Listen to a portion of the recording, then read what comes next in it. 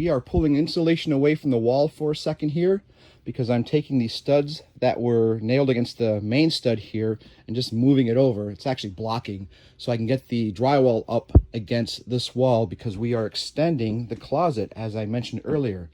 Why are the wives right? So anyways, one thing I did notice about this insulation is it is working, because as I pull the insulation away from the wall here, you can actually physically feel how much colder it is on this side of the insulation, which means it is working quite well. So the other side of that wall is the space that's not insulated, and it's up against the outside. So this is working very well. We're going to continue moving on, and we will see you next time. So I'm standing in the middle of the newly configured space for this closet, and you can see here we've moved this bottom plate out 16 inches to that stud, and then we made some adjustments over here where the stapler is sitting on top of that one. But you can see how much bigger it is, and as I'm standing in the middle here, I can visualize. I'm going to turn circles so I don't get seasick. You can visualize how big the space is just by the boards sitting on the floor and where the walls are going to come up on each stud. So this was a really good idea, and we're going to continue building out the studs now for this wall. We're going to stick build it. So until next time. You can see now we are getting some closet walls put into place here. Got a nice big closet over here, and the walls for this are going up. So education session right now. So there's some things you should know about studs and how you lay them out. So bear with me while I mansplain that to everyone. So these studs are 93 inches in length from top to bottom. That's just short of 8 feet, and you can still get full 8-foot studs in the store, but 93-inch studs are a little cheaper, and it makes life a little easier. And here's the reason why. When you put a 93-inch stud up, you're going to have a top plate and a bottom plate, and those studs are 1.5 inches in thickness. So when you add the 93 inches plus the 1.5 inches and 1.5 inches, that gives you 96 inches, a full 8 feet. And the reason why that is significant is because the drywall or panel boards that you will put up here, similar to this, are 8 foot in length. So you have 8 foot, you lay your panel board up, screw it in, and you're right at the top of the stud, and you can just don't have to make any cuts on an 8-foot stud because it's already done for you. The problem is, how are you going to get the sheetrock attached to the next piece, which is going to go to the ceiling? Well, that's simple. The home construction that you live in right now has a double top plate. All homes have it, or all good homes have it, and the reason for that is to provide structure. I'll explain that in a second.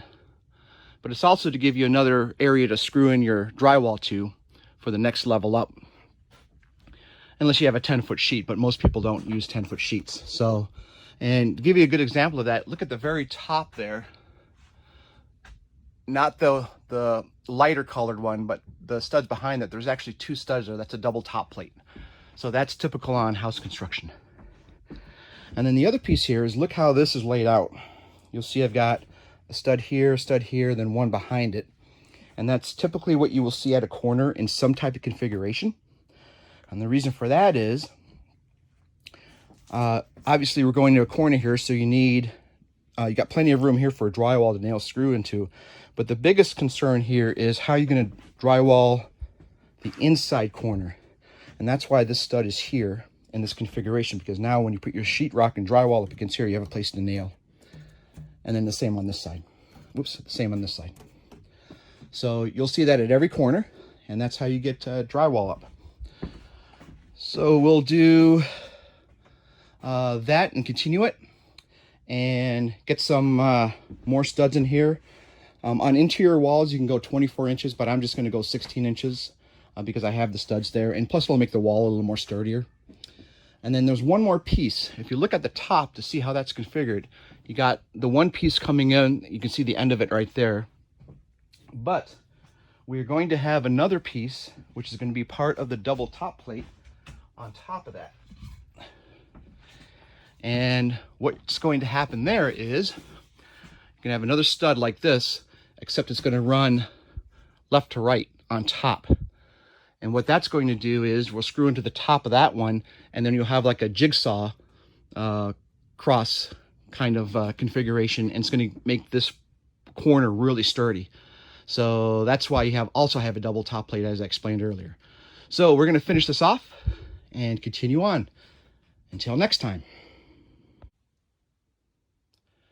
As you can see, we have the frame going up quite nicely here for this nice sized closet that we're putting in. Let's go to the other side here, and you will notice I have studs at 16 inches on center, and that's going to take the drywall nicely. You can really see how that space is coming together with the frame being set up. And I've got my double top plate that we talked about earlier, and I've got the plate that's going to be on the ceiling. I'm just going to add the pieces on top of each one of these studs to match where these ones are. So we'll be able to put the drywall nice and neat on that. I've got one more stud to put here, but we'll take care of that next time. But you can see here, if I really try to put some weight into these corners, it's not going anywhere. And you'll notice here I've got this little stop plate in here. If this wasn't an exterior wall, it'd be called a fire plate, just to prevent when flames come up through here, but that's another story. But the reason why I put that there is when it wasn't there before, this particular stud was very wobbly, and you can almost just move it quite easily with your hands. So what I did is I just put that stop plate in there and put 2 here, 2 screws here, and then now it's very sturdy when you try to move it. So that's one thing to keep in mind. You could actually do that on here too. Put a stud here, a horizontal stud here, and that would prevent those from moving, but you really don't need to do that on an 8-foot wall. If it was any higher, like a 10-foot wall or something like that, and it was just one stud, yeah, you might want to consider doing that. But for this, we don't need to do that. So we will continue on with this project next time, and we'll talk to you then. Well, the framing for this closet is done. Check it out. So we've got all our studs in from earlier. We moved all of our insulation out of the way and put some new studs in here so we can nail drywall to. There's one right behind here next to this one. Same on this side, so we can get the inside, which is great. We also have all of the studs sitting on this side of the wall, which is great. And we've extended it up to the ceiling there. Fantastic. So drywall is going to be able to go on the ceiling, nail up, and against the wall this way. And when you go inside here, there is just a ton of room in here now with the advent of this nice little closet. So this is really good, turned out well. Now the only thing that I ran into, which I did not account for when I was designing this, is when you put a piece of drywall here and then it comes over to here, there's nowhere to nail into on this side. So I didn't account for that, but again, not all is lost. What I am going to do here, since I only have to go a short distance on the diagonal, and then even on the top there, we're having the same thing. There's no way for me to nail drywall into the ceiling at that point. And I believe it's the same on the other end. So, and down here. So, again, we're going to be able to fix that quite easily.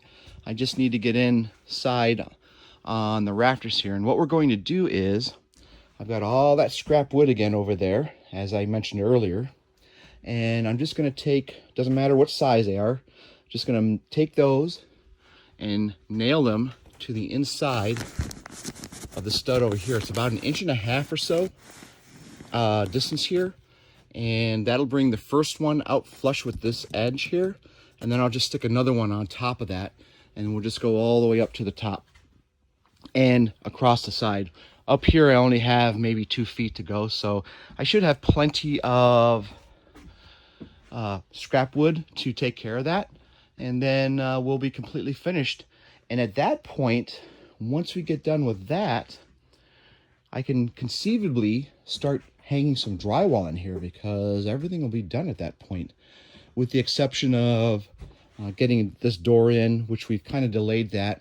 We're going to get all of this stuff out of the closet this weekend and move it to storage bins, and then I'll be able to start tearing these walls out here shortly and pushing that other wall out like we mentioned in earlier videos. So things are looking good. We're going to continue here and moving forward, and until next time. All right, we have our top plates in for the ceiling drywall supports, and you can see they went in pretty easily. And you can also check out, we've got enough room on each side here to put drywall screws in all the way up. And I put one up there, of course, that's going to cover the ceiling. Don't have to worry about this side here. But if we go into the inside, we did the same thing. As I mentioned earlier, we're going to put two 2x4s running up there.